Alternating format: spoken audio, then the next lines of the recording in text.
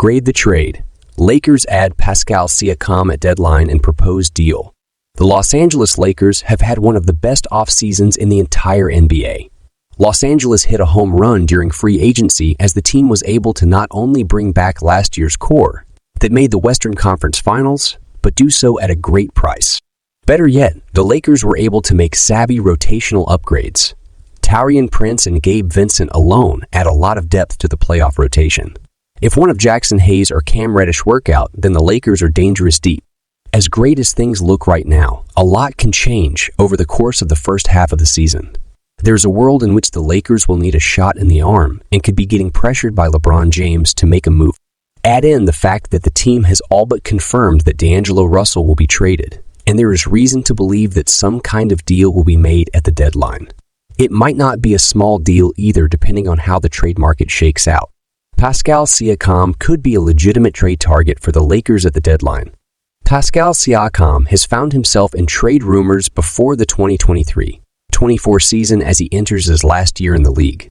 Siakam reportedly won't sign an extension with any team other than the Toronto Raptors, which is going to hurt his trade value. Toronto is a team that notoriously holds on to guys even when it makes sense to trade them. The Raptors may hold on to Siakam now, but by the time February rolls around, it might make more sense for the long-term future of the organization to trade him rather than overpay him on a max extension. At that point, the price will be lower than it even is now, and the Lakers could get a deal done if they so pleased. Here's what that deal would look like. As mentioned, this trade would have to happen at the deadline. Not only would his value be lower at that point in time, but the Lakers physically couldn't make this trade any sooner because of different exceptions on recently signed drafted players.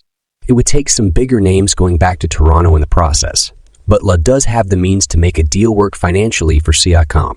From just a money perspective, the Lakers could package Russell and Rui Hachimura to make this deal work.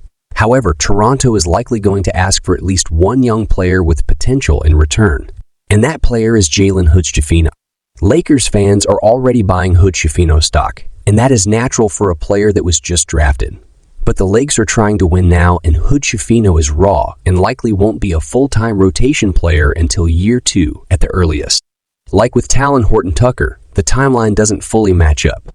Otto Porter is also sent back in the deal as he does not really have a place in the Raptors' rotation, but could add some shooting off the bench for Leia.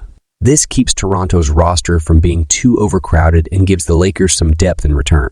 This would be a big trade, and typically when picks and young players are being traded, the natural inclination for a Lakers fan is to instantly reject the idea. What do you think about this trade? Comment down below whether or not this would be a good trade. Like, comment, and subscribe for more.